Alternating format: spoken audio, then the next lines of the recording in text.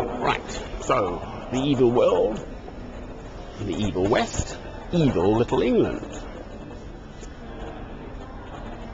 You cannot put God in his box on a Sunday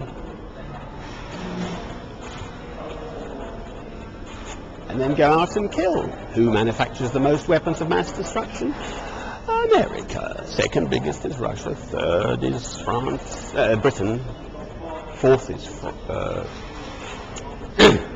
France. I'm getting this wrong, I think. Anyway, China, France, and Russia's in there. America, Russia, Britain, France, China, Canada. Those are the six I mentioned in that order. Of course, people are going to use them. And we, the West, purport to be Christian. So that's the Americans out the door. That's the evil world. This is just the so-called Christians. I'm not even getting as far as other faiths. This is us lot, the supposedly Christian lot. That's the evil West dealt with. And then there's jolly little old England. Oh, we should stand for something good, I say. Yes, it was go forth and let your light shine in this dark world. That is the end of the Holy Communion service, said all around the world. Well, this is my light shining. Saying on this one issue, I spoke personally to Robert Munsey, the former Archbishop of the Church of England, at the Cathedral Abbey Church of St Albans, advocating the first war in Iraq. Yes, and using the Old Testament to justify Christ came to give us a new covenant. I spoke to him personally the third time. The first war in Iraq was Thursday, January 1991. The 19th of January, a Thursday, 1991.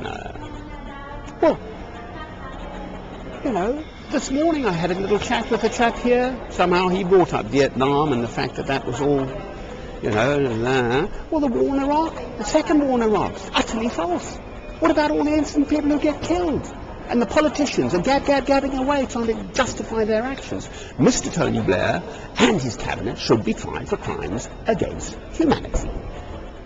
George W. Bush, of course, utterly should be tried for crimes against humanity. Of course, the Americans don't sign up to the treaty, so that's the end of that one.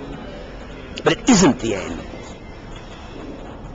It isn't the end. God will have the last laugh is not the right way to put it.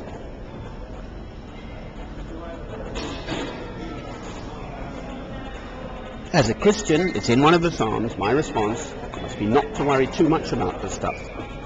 God will deal with them. I can't right all the evil in the world, and I mustn't judge others either, all of which I'm acutely aware of. But I can see the difference between right and wrong. So if little Johnny pulls little Mary's ponytail, that is wrong, and little Johnny knows he's wrong. On the other hand, possibly little Mary had been a naughty girl. So, you know, drag the two apart and let them, you know, have a little think about it. And that's from a very early age. They know, these little ones, little things, they know. They're much more alive these days, youngsters. If you talk to like maternity, an older maternity type person, they know with children all the time, babies and little ones, and they're so sparky and alive at 15 months, full of acuteness and language and just stuff, because of so much input in the world all around us. I mean, that's how I see it. That's my perspective on that.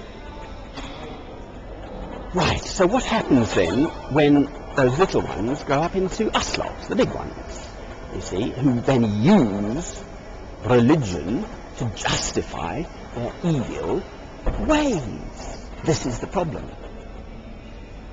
Okay, I know absolutely clearly, absolutely, I am a Christian.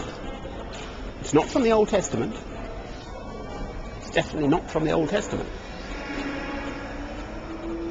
Countless early Christians were martyred for this very reason, never to respond with violence, no matter what the other person does. Love them, love your enemy. This is what Christ came to teach us. So where are we if we don't do that? We're not Christian. That is the point. I love you, my Lord, with all my heart, soul, mind, strength.